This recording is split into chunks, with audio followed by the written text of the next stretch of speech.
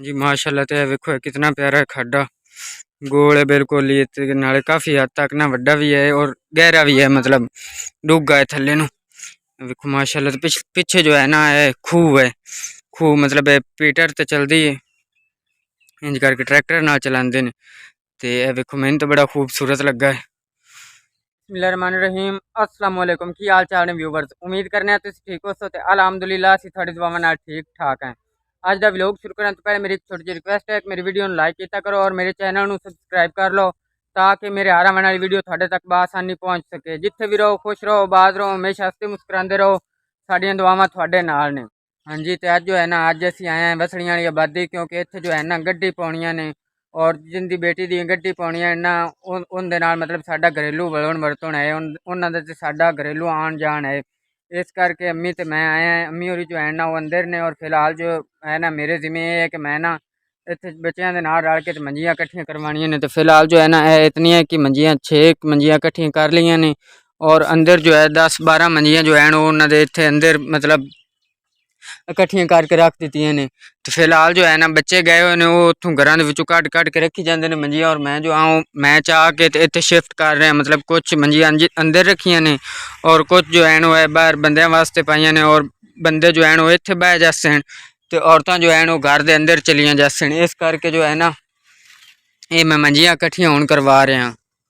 मंजियां कट्ठियां कर रहे हैं। वेखो 2 जने मंजी चाह के लिया रहे हैं, और एक भाई जो है वो पीछे लिया रहा है। वेखो माशाल्लाह। इस तरीके नाल जो है ना असीं मंजियां कट्ठियां कर रहे हैं। हाँ जी माशाल्लाह। तो यह जो है ना यह पालक गड्डी हुई है। वेखो बिल्कुल ही छोटी जी क्यारी बनी हुई है। तो इस क्यारी दे विच जो है ना इधरली साइड ते पालक गड्डी हुई है, और ओ जो अगे है ना अगे वेखो जी मेथी गड्डी हुई, छोटी छोटी कितनी प्यारी लग रही है। और उस तो इलावा यह जी दाने गड्ढे हुए इस साइड ते धनिया ने, और ओ जो है ना सामने वेखो है देसी किकर हैं, बहुत ज़्यादा हैं तादाद दे विच। देखो छोटे छोटे हैं, पर इत्थे जो है ना काफ़ी सारे इकट्ठे ने। मैं ना भी इन्हां दी गिनती भी नहीं की जा सकती जितने एक किकर ने। और उत्ते जो है ना वड्डे किकर ने, तो इन्हां दियां जो है ना फलियां वगैरह वो डिगदियां ने, और उन्हां दा बीज जो है वो थल्लों जंप पौंदा है। इस वजह तो वेखो कितने किकर इकट्ठे हुए खड़ोते हैं माशाल्लाह जी। तो हुण जो है ना अल्लाह कीता ते मंजियां असीं इकट्ठियां कर लईयां ने, और यह वेखो माशाल्लाह बंदे जो है ना काफ़ी सारे आए बैठे ने। तो हाले तक मतलब वो नहीं आया जिन्ना गड्डी पानी आने, सिर्फ अपना मेड़ू है जिहड़ा कि मतलब इस साइड तो आ छोर वाली साइड तो वो मेड़ू इकट्ठा होया, पर बंदे वाले उदले नहीं आए।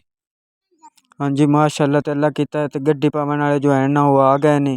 तो यह वेखो काफ़ी सारे बंदे ने, भाई होरी बैठे ने, भाई फखर ने जिहड़े कि ढोल वजा रहे हैं। तो बाकी दी आवाम है जिहड़ी गड्डी दे नाल उदू आई है या इत्थों वाले इकट्ठे हैं, वो भी सारे इकट्ठे बैठे ने, और इन्हां नूं जो है ना चाह वगैरह बिस्कुट वगैरह खवा पिवा दिते ने। तो हुण जो है हुण मिठाई लिया के वंडनी है, तो इंशाअल्लाह लज़ीम वो इन्हां नूं वंड के उस तो बाद जो है मतलब दिन जो है वो तय हो जासन, और दिन तय होने तो बाद फिर ये चले जासन अपने घर, और असी जो है अपने घर चले जसा। हाँ जी। तो हुण जो है ना अल्लाह कीता है तो गड्डी जो है वो पै गई ने। तो गड्डी का मतलब होंगे साढ़े को मतलब दिन तारीख वार तय करना कि फलां तारीख नूं जो है बरात होसी, फलां तारीख नूं जो है वलीमा होसी या मेहंदी का मतलब वो सारे जो है ना डेट वार फिक्स करना। उन्होंने साढ़े को इत्थे मतलब पिंडा चाहते हैं कि गड्डी पानी है। तो अल्लाह कीता गड्डी जो है ना वो पै गई ने, और मेहमान जो है उन्होंने खाना वगैरह खवा दिता है, चाह भी पिवा दी। मेरा वीडियो बनाने का मकसद आ कि ना थानू भैन भाइयों दस सका कि साढ़े को जो है ना पिंडा वाले को रस्म रिवाज होंगे ने कि गड्डी वगैरह जो है ये पहले पाइया जांदियां ने, उस बाद दिन वार फिक्स किया जाता है। हुण जो है मतलब मिठाई वगैरह भी लैके आए उस दिन, जेडे दूल्हे वाले हैं वो मिठाई वगैरह भी लैके आए उस दिन। तो जूँ ही गड्डी पईयां ने उन्हें मिठाई वगैरह भी वंड दी है। तो उस तो इलावा जो है मतलब कपड़े वगैरह भी लैके आए उस दिन। तो ये मतलब पहली बारी हूँ दिन जो है ना वो तय हो गए ने। इस बाद जो है ना कार्ड वगैरह या शादी दी गड्डी टुटसन, तो जिन्ना जिन्ना रिश्तेदारों या ब्यादरी उन्हें सदना, दूल्हे वाले वो भी सदसन, तो जेडे कुड़ी वाले ने उन्हें जिन्होंने सदना हो वो भी उन्होंने सद लेसन। अल्लाह कीता है तो मेहमान जो है ना वो चले गए ने, और वेखो है मंजे जो है ना बिल्कुल ही फारिग हो गए ने, और वो सामने बैठे ने भाई फखर होरी जेडे कि उदू आए हैं गड्डी वाले दे नाल ढोल लैके। ठीक है, भाई फखर होरी बैठे ने, और उस तो इलावा जो है ना मैं रह गया या बाकी जो है इन्होंने वो रह गए। बाकी आवाम जो है ना सारी मतलब सारे मेहमान जो हैं वो वापस चले गए ने। और इस तो बाद ये है कि हुण मतलब जिन्ना लू मंजे बिस्तरे इकट्ठे किए ने ना मंजे ये हुण उन्होंने जाके तो आपो आप वापस करके आने ने जिन्हों के मतलब जेड़े घरों इकट्ठे किए ने तो यह जो है ना सारी आबादी इस असी मंजे इकट्ठे किए आन तो इन्हों कुछ मंजे जो हैं हाले तक उन्होंने घर भी पे ने तो हुण वो आंदे ने वापस मतलब चाचू होरी जिन्हों के मतलब गड्डी पाउनी आन तो हुण मंजे वापस करके आने।